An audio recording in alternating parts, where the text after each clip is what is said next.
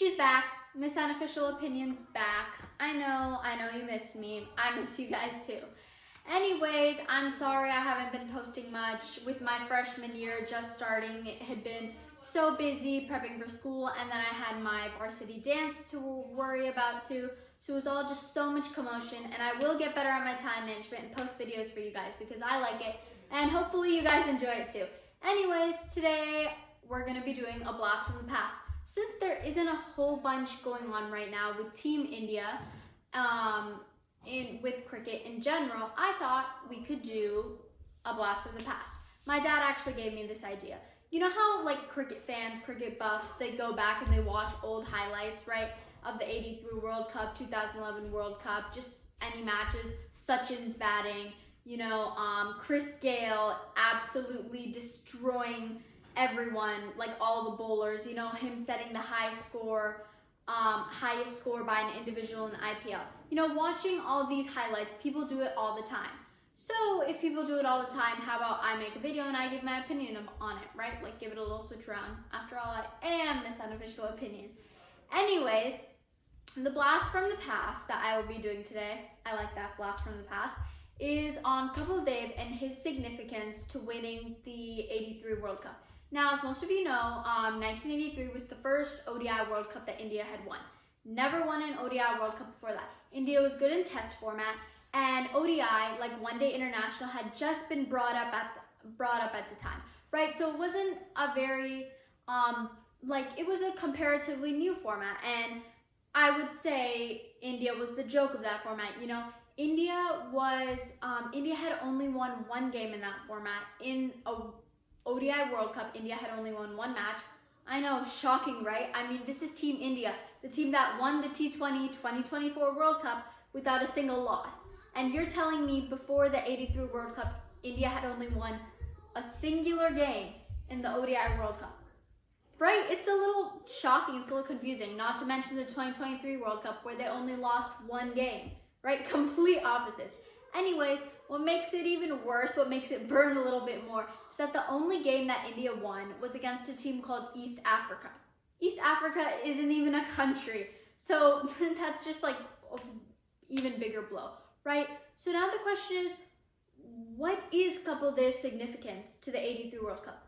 Kapil Dev's significance is obviously that he was the World Cup winning captain. He came in as a new captain that year. He was newly appointed, not very good at English, and he led Team India to win their first ever ODI World Cup, right? And it wasn't even 50 over, I believe. It was like 60 overs, I think. Everything was kind of different, right? And to think that, and he led India to beat the mighty West Indies, right? These guys had won the World Cup like 3 times in a row, and to beat them not only once, but twice in the World Cup, and to pull India from situations where it looked like they were losing, and to have them inevitably win in the end.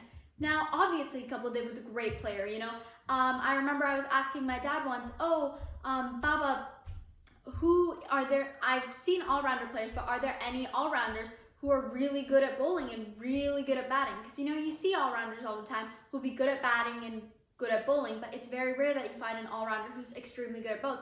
And my dad said Kapil Dev, he was one of the best all-rounders out there. He was the original all-rounder. Another thing that Kapil Dev did is he brought fast bowlers to India. I'm sure all of you guys have heard the story, with Kapil Dev was at a training camp, right, for bowlers, and there they were only feeding him like 3 chapatis or puris or something, and he was like, oh, I need more, I'm a fast bowler. And the guy laughed and he said, oh, well, India doesn't produce any fast bowlers, right? So India had this stereotype that fast bowlers could not be produced, that India only produced spinners. They were putting India and Indian players and young players who are going to come up and who are going to be the new face of India in this box. And what broke Kapil Dev out of the box, what put him out of the box extraordinarily, what set him out was his mindset. The power of the mindset will do you wonders, absolute wonders in the game. And Kapil Dev's mindset, you could easily say that was one of the biggest factors that won them the 1983 World Cup. Kapil Dev's mindset, he said, no, I'm a fast bowler, I will prove it to you. Kapil Dev went on not only just to become a fast bowler, but to become a fast bowling all-rounder, right? And that's so rare. Like, we have Hardik Pandya, we have Nitish Kumar Reddy, who's coming up, right? And it's very rare to have that player. And for Kapil Dev to know at that age that he wanted to do that, and for him wanting to be something different, to set aside, to have that belief, man. Now, what did Kapil Dev's mindset do for India in the '83 World Cup? Sorry guys, I know I'm doing a lot of this.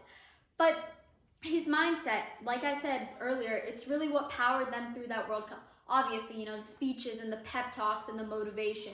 We can all, obviously this helps enormous amounts, But also the way Kapil Dev just saw the team, and he saw cricket as its bigger picture. Dhoni does this too. They see cricket like it's a game of chess. They understand the positions and they know how to play it. When Kapil Dev was appointed captain, he brought a whole bunch of new players to the team. He brought different bowlers, he brought different batsmen, right? And those were Kapil Dev's action.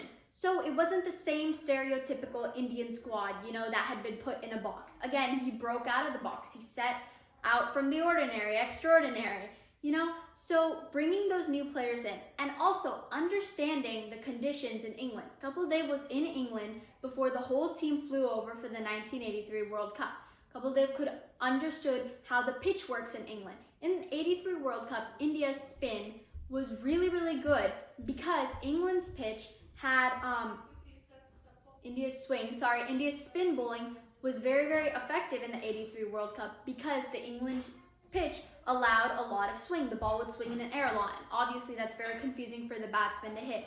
So with India picking up good spinners that Kapil Dev specifically selected for the squad, for example, Balwinder Singh Sandhu, right? Spinner, exactly.